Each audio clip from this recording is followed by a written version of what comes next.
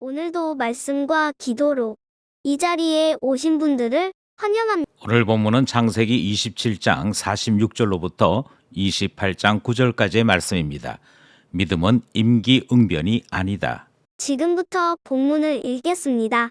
리브가가 이삭에게 이르되 내가 햇사람의 딸들로 말미암아 내 삶이 싫어졌거늘 야곱이 만일 이 땅의 딸들 곧 그들과 같은 햇사람의 딸들 중에서 아내를 맞이하면 내 삶이 내게 무슨 재미가 있으리이까. 창세기 28장. 이삭이 야곱을 불러 그에게 축복하고 또 당부하여 이르되 너는 가나안 사람의 딸들 중에서 아내를 맞이하지 말고 일어나 밧단 아람으로 가서 내 외조부 부두엘의 집에 이르러 거기서 내 외삼촌 라반의 딸 중에서 아내를 맞이하라.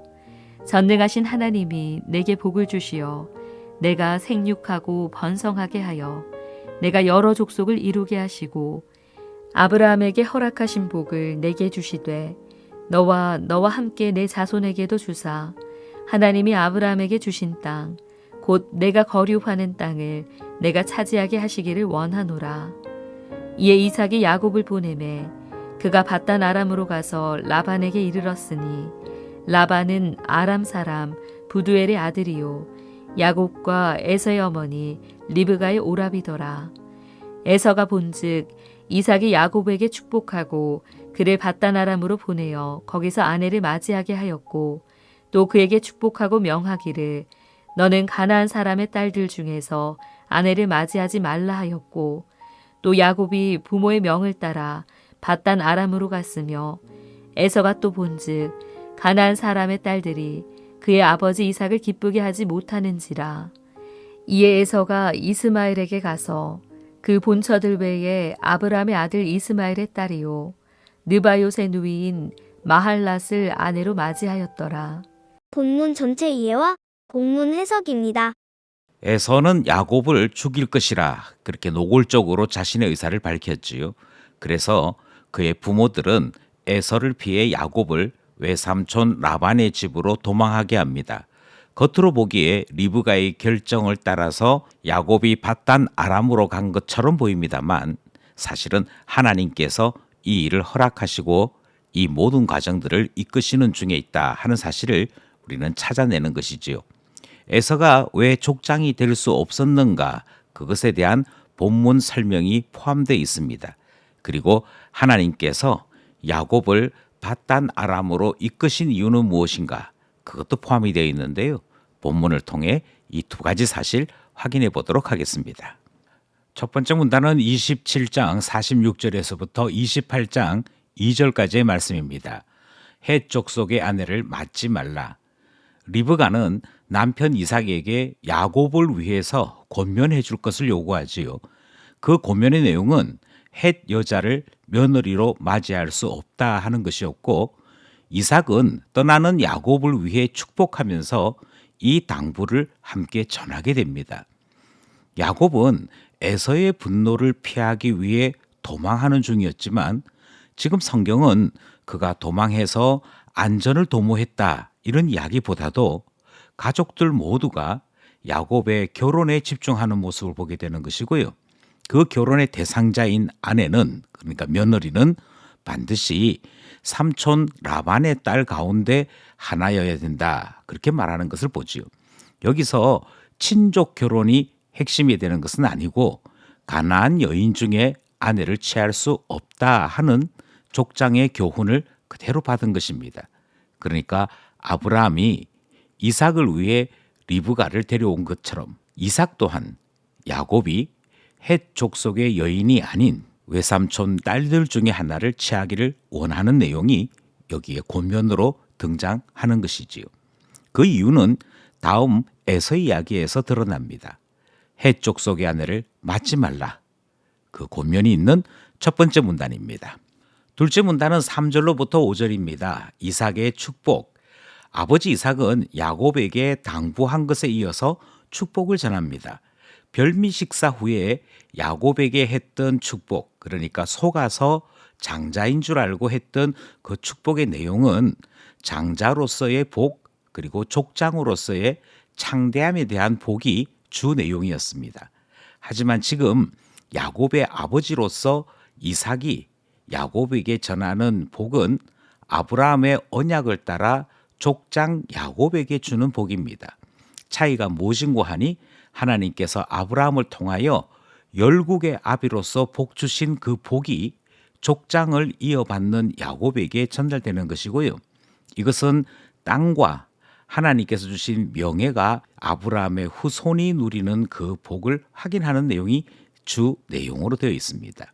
결국 아브라함이 받았던 복이 이삭을 거쳐서 야곱에게로 이어지는 것이며 야곱이 하나님께로부터 받는 복의 핵심은 하나님 나라 건설과 관련되어 있는 것임을 깨닫게 되는 축복 내용인 것이지요.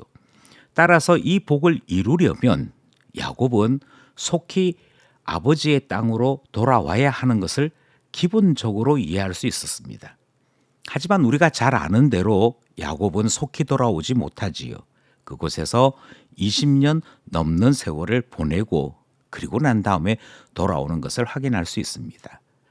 하나님께서 아브라함에게 주신 복을 그 아들 야곱에게 축복으로 전하고 있는 이삭의 모습이 기록된 둘째 문단 말씀이었습니다. 마지막 세 번째 문단은 6절로부터 9절 말씀입니다. 밧단 아람으로 부르신 이유. 야곱이 떠날 때 아버지 이삭이 야곱에게 전한 권면을 에서도 엿듣습니다. 아버지를 사랑했던 에서였지만 영적으로는 하나님 앞에 껴있지 못한 존재였으므로 두 가지 오해를 합니다. 첫 번째는 아버지가 자기 자신에게 축복하지 않은 것이 자기 자신이 가나안 여인들 중에 아내를 맞았기 때문이라 그렇게 생각하는 것이지요. 그래서 그는 가나안 여인 버리고 이스마엘 여인을 다시 택하여 결혼하는 것을 보게 됩니다. 이것은 왜 하나님께서 가나안 여인들 가운데 취하지 아니하고 그의 혈족 가운데 아내를 맞이하라 그렇게 말씀하셨는지를 전혀 이해 못하는 것이기도 하고요. 또 하나님께서 복을 주시는 것임에도 불구하고 아버지가 자기 자신에게 복 주지 않은 것이라 하는 오해를 여전히 가지고 있는 것이지요. 사실 오늘날에도 그대로 반복됩니다. 하나님께서 선거를 통해 중직자를 뽑을 때가 있지요. 하나님께서 사람들을 통하여 어떨 때는 임명도 하고 직임을 맡길 때도 있습니다.